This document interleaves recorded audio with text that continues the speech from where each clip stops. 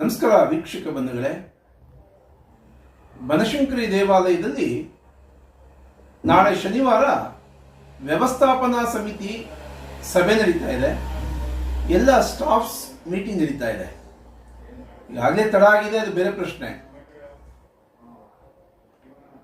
ಈ ಹಿಂದೆ ಇದ್ದಂಥ ಕಮಿಟಿಗೂ ಈಗಿನ ಕಮಿಟಿಗೂ ವ್ಯತ್ಯಾಸ ಇದೆ. ಅದು ಏನು ಲೋಪದೋಷಗಳಿದೆಯೋ ನನಗೆ ಗೊತ್ತಿಲ್ಲ, ಆದರೆ ನನಗಂತೂ ಒಂದು ಭರವಸೆ ಇದೆ, ತುಂಬ ಚೆನ್ನಾಗಿ ಕೆಲಸ ಮಾಡಬಹುದು ಅನ್ನುವಂಥದ್ದು ಆರಂಭದಿಂದ ಹೇಳ್ತಾನೆ ಬಂದಿದ್ದೀನಿ. ಕೆಲವು ವ್ಯತ್ಯಾಸಗಳು ಬಿಟ್ಟರೆ ಚೆನ್ನಾಗಿ ನಡ್ಕೊಂಡು ಹೋಗ್ತಿದೆ. ಆ ಹಿನ್ನೆಲೆಯಲ್ಲಿ ನಾಳೆ ನಡೀತಿರುವಂಥ ವ್ಯವಸ್ಥಾಪನಾ ಸಮಿತಿ ಸಭೆ ಏನಿದೆ, ಅಲ್ಲಿ ವ್ಯವಸ್ಥಾಪನಾ ಸಮಿತಿ ಸದಸ್ಯರು ಮತ್ತು ಅಧ್ಯಕ್ಷರು ಅವರ ಶಕ್ತಿ ಏನು ಅಂತನ್ನೋದನ್ನ ಅವಲೋಕನ ಮಾಡಿಕೊಳ್ಳಬೇಕು. ಬನಶಂಕರಿ ದೇವಾಲಯದಲ್ಲಿ ಕಳೆದ 2022ರಿಂದ 2025 ಡಿಸೆಂಬರ್ ವರೆಗೆ ಭ್ರಷ್ಟಾಚಾರದ ಪರಮಾವಧಿ ನಡೀತು. ಉದಾಹರಣೆಗೆ, ಆಗಿನ ಕಾರ್ಯನಿರ್ವಾಹಕ ಅಧಿಕಾರಿಗಳಿರ್ಬೋದು, ಸೂಪರಿಂಟೆಂಡೆಂಟ್ ಇರ್ಬೋದು, ಆಗಿನ ಅಧ್ಯಕ್ಷರು ಅಂದರೆ ರಾಜಕೀಯ ನಿರುದ್ಯೋಗಿ ಮತ್ತು ರಾಜಕೀಯ ದಲ್ಲಾಳಿ ಅಂತ ನಾವೇನು ಹೇಳ್ತೀವಿ, ಆ ವ್ಯಕ್ತಿಗಳು ಕುಂಭಾಭಿಷೇಕದ ಹೆಸರಿನಲ್ಲಿ ಕೋಟ್ಯಾಂತರ ರೂಪಾಯಿ ಲೂಟಿ ಮಾಡುವಂಥದ್ದು, ಮತ್ತೆ ಬೇರೆ ಬೇರೆ ಭಕ್ತಾದಿಗಳನ್ನು ದುರುಪಯೋಗಪಡಿಸ್ಕೊಂಡಿರುವಂಥದ್ದು,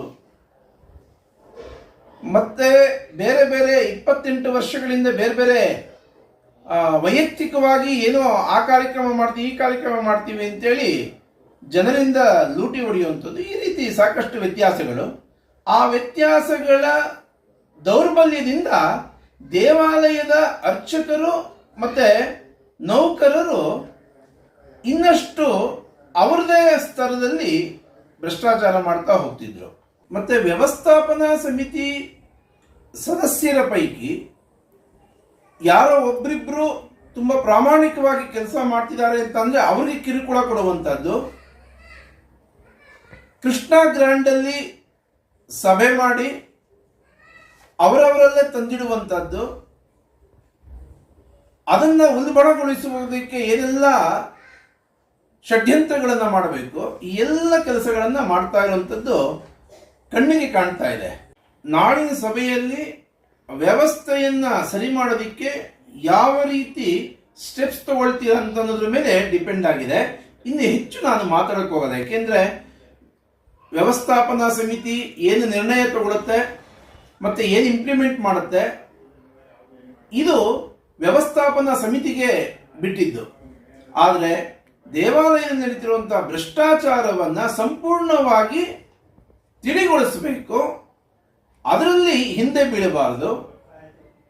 ದೇವಾಲಯದಲ್ಲಿ ವ್ಯವಸ್ಥೆ ದೃಷ್ಟಿಯಿಂದ ಇರ್ಬೋದು, ಅಥವಾ ಸೇವೆ ಮಾಡ್ತೀವಿ ಅಂತ ಬರುವಂಥ ಭ್ರಷ್ಟರಿರ್ಬೋದು, ಅರ್ಚಕರ ಪೈಕಿ ಮಿತಿಮೀರಿ ಹೋಗ್ತಿರುವಂಥ ಭ್ರಷ್ಟಾಚಾರದ ಹೊಗೆ ಇರ್ಬೋದು, ನೌಕರರು ಪ್ರಾಮಾಣಿಕವಾಗಿ ಒಂದಷ್ಟು ಜನ ಕೆಲಸ ಮಾಡ್ತಿದ್ರೆ ಓತ್ಲ ಹೊಡ್ಕೊಂಡು ಪುಕ್ಷಟೆ ಸಂಭಾವನೆ ತಗೊಂಡು ಬಂದವ್ರಿಗೆಲ್ಲ ಬಕೆಟ್ ಹಿಡ್ಕೊಂಡು ವ್ಯವಸ್ಥಾಪನಾ ಸಮಿತಿಯನ್ನು ದಾರಿ ತಪ್ಪಿಸ್ತಿರುವಂಥದ್ದು ಇರ್ಬೋದು. ಇನ್ನು ಕಾರ್ಯನಿರ್ವಾಹಕ ಅಧಿಕಾರಿ ಅಂತೂ ಯಾವುದಕ್ಕೂ ಪ್ರಯೋಜನ ಇಲ್ಲ.